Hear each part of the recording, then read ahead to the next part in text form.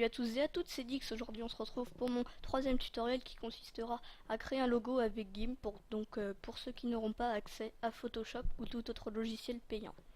Tout d'abord je vais vous montrer quel sera le rendu. Ça rendra quelque chose comme ça. Donc c'était l'ancien logo de la chaîne. Donc voilà, ce sera réalisé avec GIMP, comme je vous l'ai dit. Donc pour commencer, vous allez faire fichier, nouvelle image et entrer les tailles suivantes, 250 par 250, valider. Voilà, ensuite vous allez prendre l'outil texte et sélectionner la police Diffused Bold qui sera disponible donc sur Dafont et je vous mettrai le lien dans la description. Donc vous allez cliquer n'importe où sur votre image et vous allez écrire 0.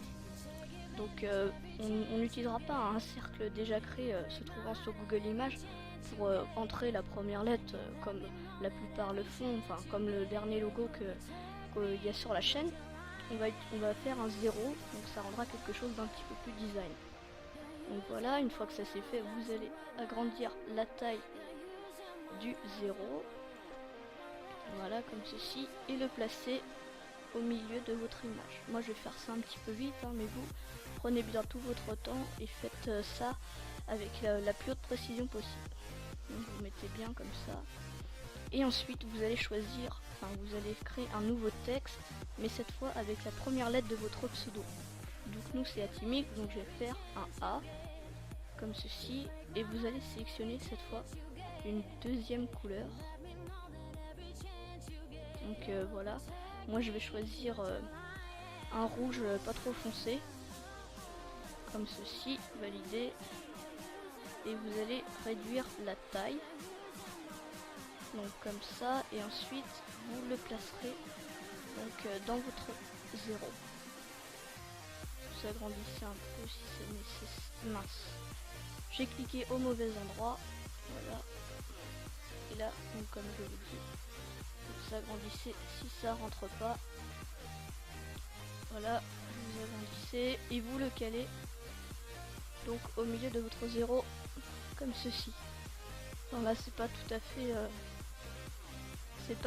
bien, donc je vais le remettre sur le A, je vais le remettre mieux au centre. Voilà, comme ça. Ensuite vous allez faire un nouveau calque de texte et vous allez entrer cette fois-ci votre pseudo complet. Donc nous c'est Atimix, voilà, et vous avez sélectionné la même couleur pour laquelle vous avez utilisé pour faire votre A.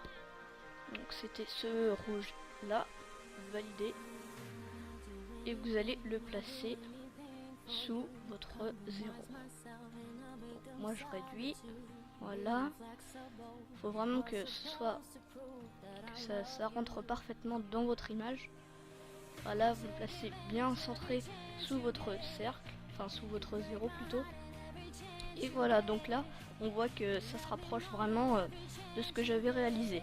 Donc c'est un petit peu moins bien fait parce que je fais ça un petit peu à la va-vite, mais théoriquement vous en aurez pour environ 10 minutes pour vraiment bien le faire. Donc c'est pas tellement long, le rendu sera très rapide, 5 secondes et puis voilà.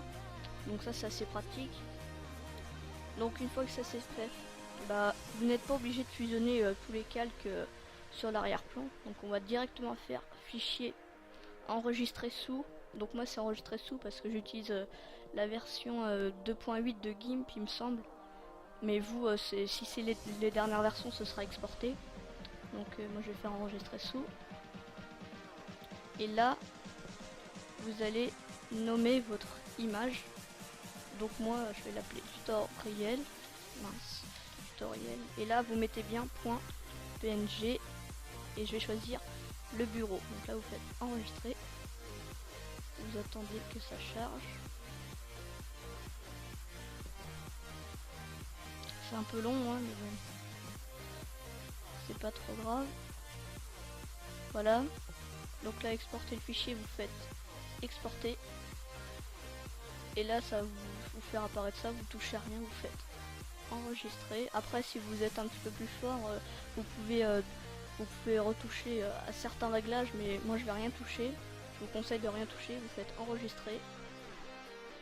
Hop, et voilà, donc là on va aller le trouver, bureau tutoriel.png, et voilà, ça va vous donner donc ce résultat là. Donc là on voit que mon texte n'a pas été très bien centré, et le 0 et le 0 aussi, j'aurais pu le faire un petit peu plus gros, faire ça un petit peu plus précis. J'aurais pu faire ça avec un petit peu plus de précision, on va dire ça comme ça. Mais bon, ça rend quand même plutôt bien pour une création avec GIMP. Donc voilà, c'est la fin de ce tutoriel et on se retrouve très vite pour le prochain tutoriel. Allez, salut!